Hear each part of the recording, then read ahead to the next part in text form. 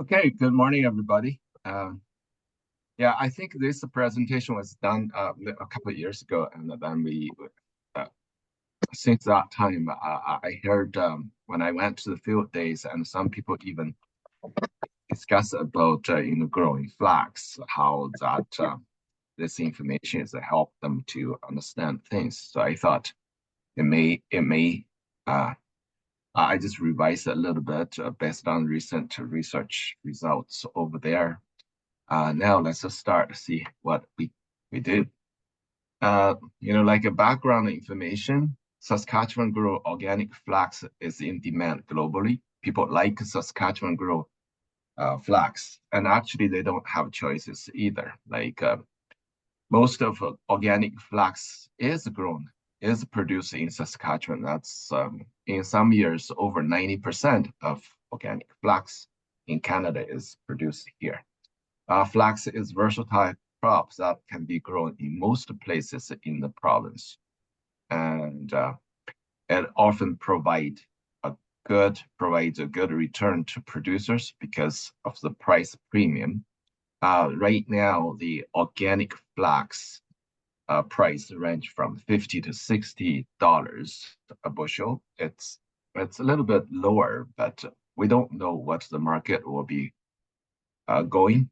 It could change quickly. The another advantage of growing flax because it has the capability to break disease and insect cycles um, that related to other crops in your crop rotation. And according to SCIC, Saskatchewan Crop Insurance data, uh, the organic flax have uh, often have a very low yield, and the range could be from 7 to 15 bushels. Some better ones would be able to get to above 20 bushels per acre. Uh, from that perspective, the organic flax yield is only 40 to 60% of the conventional yield in the same region. And because of I would think, mostly related to the low soil fertility and other related production issues. Uh, the study SCIC's results also show that the yield after a green manure year, the yield actually could increase up to 50% compared to the flax following other grain crops. So if you could, and you should grow uh, flax after green manure. And if you put back lots of nitrogen into your soil in a green manure year, you could also grow the wheat in the first year and follow the wheat grow a flax.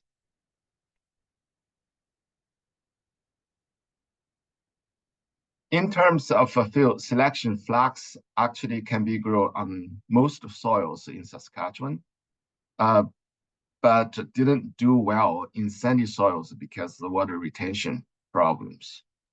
Flax just like every other crops, they enjoy to grow in the loomy or loam clay soil, texture soil with neutral pH. Um, and actually it'll grow pretty well in the clay soils as well. Cereal stops is probably the best for flax.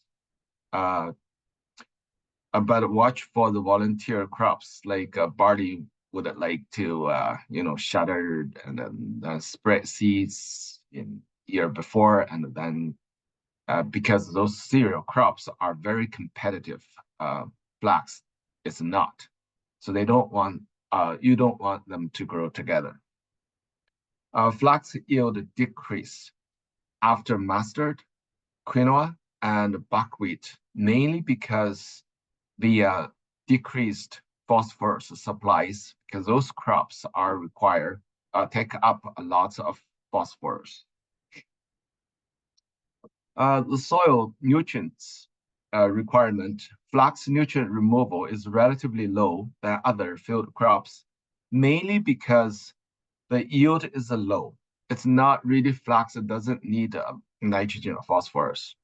So if you are aiming to get a 15 bushel per acre yield, you would have to have about 45 pounds of nitrogen, 15 pounds of phosphorus, and 30 pounds of potassium, and 10.5 pounds of sulfur. And this is not the amount of nutrients that will be removed from your soil. This is a nutrients that is required to grow your crop, including stubbles. So some of the nutrients will be back to the soil after harvest. Apply manure to improve yield by increased nutrient supply, which is very, just like what I said earlier, like after the green manure. And if you could apply the animal manure, that would also help to increase the crop yield as well. Calcareous soils with pH over 7.5 may suffer deficiency in phosphorus, iron, manganese, and zinc, and need to be cautious on those. If you could do a soil testing before growing a flax crop, then that would be better, because you do need those nutrients to support your crop production. Impact of previous crop, and a study have shown that flax relies heavily on the AMF to explore phosphorus. Here I'm assuming that the phosphorus is an issue, is a limiting factor. In some of the soils near like Winnipeg, they have a huge amount of phosphorus in their soil. That's not an issue. So they have a plenty phosphorus supply for any crops to grow if they have, if they dump the manure into those fields every year. And they have, some of them have over 1,000 ppms of available phosphorus in their soil. That become a problem, which we wish we would have a little. Flax yield increase up to 10% by seeding into the AMF host crop stock compared to non-AMF host crop based on research work at Yorkton, which was done in 2022. Just, the stubs itself would be able to increase the crop yield by 10%. Oh, I'm sorry, there's therefore. That's a misspell. Therefore, it is recommended to seed flax into legume or wheat stubs rather than to a mustard stub, particularly in the field with low available peas. But after, if you seed your flax into the legumes, it would have a good results as well. The seed selection use high quality seeds. The certified seeds is better. And for farm safe seeds, a thorough seed cleaning is needed to remove the weeds and the doggage. Flax generally have a very low emergence, range from 50 to 60%. And even, make sure your seeds is good. A germination test should be conducted before seeding, as a seed vigor decrease over time, particularly to your seeds that you save on your farm. And another thing is seeding depth and row spacing. Optimal planting depth for flax is 1 to 1.5 inches. A seed should only be deep enough to reach the moisture, but never go over 2 inches, because it's not that kind of powerful to push through the deep soil horizons. Organic flax are often sold in row of 6 to 8 inches apart. The narrow row spacing promote early canopy closure, which help to which help to control the weeds growth. Narrow spacing is also leading to more uniform and early maturity, and a short crop uh, with a thinner stem, which make the harvest easier. And the seeding date, flax in sow the flax in month of May, May 1st to May, from beginning of May will be good, and even end of May is good too. Early sowing flax normally would translate into a high yield and a better quality with a higher oil content. Early seeding also helps control the later emerging weeds and reduce the risk of disease and insect pest. Flax seeded after June would after May, like if you seed the flax in June, would reduce the yield potential, possibly risk later maturity and damage by early frost. Seeding rate, target plant stand range from 750 to 1,000 plants per square meter. This is, this is for the field that got weed pressure. This can be achieved using seeding rate of 56 to 75 pounds per acre, which is equivalent to 1 to 1.2 bushels. Again, the typical emergence for flax is only 50 to 60%. So when you seed this, you need to consider a lot of seeds you put it into the ground is not going to turn into a plant. If the ground is prone to crusting, you are seeding late or weed pressure is high, consider to increase the seeding rate up to 110 pounds per acre, which approximately to 2 bushels per acre. If your soil has adequate nutrient level and weed pressure is low, and then you don't have to increase the seed rate, just slightly over the conventional. And if your field is so clean and you have a manure supplies over there, and then you could just treat your organic flax like a conventional. You don't have to change that much. And I want to tell you about this research work done in 2022 that was done by Dr. Steve Shirtlift with funding from Organic Agriculture Canada. And he actually increased the seeding rate of organic flax to control weeds. And I got quite a few phone calls in past several years about this research results. I want to explain that to you. What he did, he actually seed the flax at a different kind of rate from 250 plants per square meter to 2,000 plants per square meter. And 2,000 plants per square meter, the high density we never heard of. And a lot of people start wondering how that would do. And his research showed that, as the seeding rate goes up, the crop yield actually is better. And this is their picture from their project.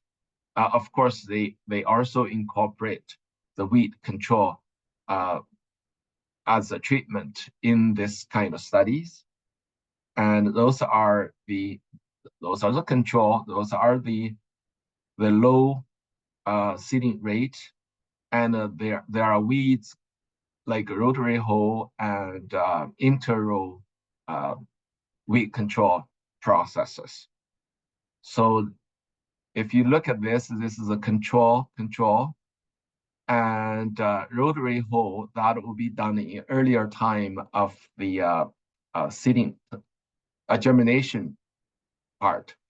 And interrow is a cultivation that they did before the before the row closed, and we'll see that later. And this is a 2,000 plants per square meter seeding rate, and you could see with the interrow weed control, the crop is pretty clean and the crop is very good. And if you look at this 250 plants per square meter seeding rate, and when you use this kind of interrow, and you still see a lot of weeds, and the flax, you hardly see any flax there. And here is the key results. As the seeding rate goes, and this is a control over here, the flax yield, and control without any weed control measures taken. So you seeded the crop and let it grow, and weeds could grow freely in this control. And then rotary hoe is done in earlier time of the growing season, and then interrow will be done in the middle part of the season, before the row closed, before the canopy closed. And then there's a combination. They did rotary hoe and interrow both. And if you look at this graph, the control got lowest yield, and the next one is the rotary weed control in early season, and which is close to the control. Means the early rotary hoe weed control is not that effective in terms of the flax yield. However, the interrow and rotary combination over here, these two lines are joined. So they are very effective in increase the crop yield. And the right side of the graph show the wheat biomass pressure. As the time goes, like from 250 plants per square meter to 2,000 plants per square meter, the weed biomass reduce constantly, and a different kind of treatment process would have a different kind of intervals over there. For example, this is the top part is the control without a weed control method, and the weed pressure is the highest. The interrow would be on the second, rotary hoe on third, and the combine is most effective, and the weed biomass is the lowest over here. And turn to the left side, look at this kind of seeding rate on the yield, flax yield. And you could see that from 250 plants per square meter, the yield was really, really low over here, and goes up to 500 plants per square meter, and the yield increased quickly, and then further increase the seeding rate to 1,000 plants per square meter. The yield start level off a little bit. If you look at this one, those are the sites. So from this site, you look at this one, and from 500 to 1,000 to 2,000, and they are almost a line, a flat line. And all those from 1,000 to 2,000, actually the yield didn't increase a lot. But if you use a weed control, you actually could increase the yield by 22%. That's from the control to this rotary plus interrow, or the interrow weed control. So do the weed control would help to increase the crop yield. So for that kind of results, my suggestion is, you don't want to increase the plant counts from 1,000 plant per square meter to 2,000 plant square meter by just increase the yield that little, and which may not be, like, I don't know, probably a couple of uh, bushels, uh, less than 2 bushels per by increase 1 bushel seeding rate or 2 bushel seeding rate. This doesn't make any financial sense. So my suggestion, the highest seeding rate would be somewhere close to 1,000 plants per square meter. The weed control, we talked earlier, we just talked about weed control a major constraint in producing high flax yield. Remove early germinated seeds before seeding flax is important. And rotary hoe was used when the flax was this small. And the interrow was started at this time when the plant was greater than 5 centimeters tall until the row closed. And this is a more effective, this is a less effective. But when you combine these two, it becomes very effective. And this is what this graph was showing. The other thing is the disease management. And, those are the diseases that could cause the flax crop yield decrease, and do the scouting, and normally, crop rotation would help to avoid the diseases, or seeding the flax earlier can potentially reduce the incidence and the severity of those diseases. And insects, here's scouting the insect pests in flax should occur at a regular basis. Insects such as cutworm and wireworms can damage flax seedlings, while aphids and grasshoppers also cause damage of flax. So use some kind of culture methods to reduce the risk of those insects damage. Harvesting flax too early will decrease the yield, but waiting for too long would reduce the quality. Harvesting your flax when 90% of the ball are brown. Flax are typically straight cut. However, if the crop is weedy, swathing may be needed to dry down the weeds. And clean your flax as soon after harvest to remove unopened balls, cracked seeds, and weed seeds would help to keep your flax quality. Storage part.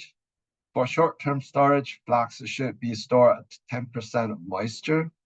And for long-term storage, dry flax down to about 8% moisture, which could be stored for a long time. To reduce the crop loss during storage and transportation, make sure to seal all holes to prevent leaks in the grain bin and grain truck boxes or trailer. And because flax is so slippery, and which could leak it. I would like to spend a little bit of time to talk about intercropping with the chickpea. And this is a kind of combination of the ministry invests so much money in past 10 years and to do research on those. And recently I chat with Sherilyn from Saskatchewan post growers about this intercropping. And I feel like some of the research results show that this could be adopted by the results of the research indicate that this could help organic producers to grow chickpea in this field. So I chat with Sheridan, and Sheridan said something like, like uh, adopt those suggestions from the conventional system may be difficult because those guys have all the soil nutrients and herbicides, pesticides to control all the potential risks. And for organic producers, first of all, the soil fertility may not be able to support, the best results uh, for this intercropping. But we feel like it still could benefit. And what the idea was, seed the flax as what you seed flax along, and then add a small amount of chickpeas into the field.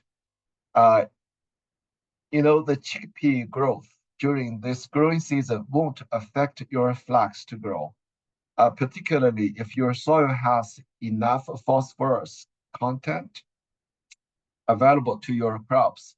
And then the chickpea didn't share same kind of diseases with the flax, so it won't cause a problem on the disease part.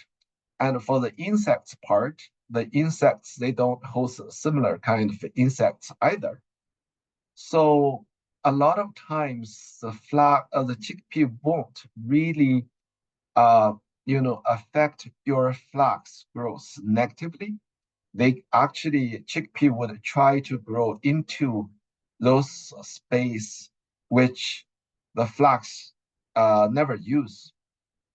And then chickpea would be able to fix nitrogen and share some of the nitrogen with the flax. So that would help to resolve some of the nutrients requirement from your flax. So all those are seem to be beneficial to this kind of flax growth. So what we were feeling, if you are brave enough, you probably should try to put some of the chickpeas into your flax field when you grow that. I'm not sure how you would be able to grow. Like you could do this kind of mixed seeding, put them together, or interrow, one row of a flax, one row of chickpea.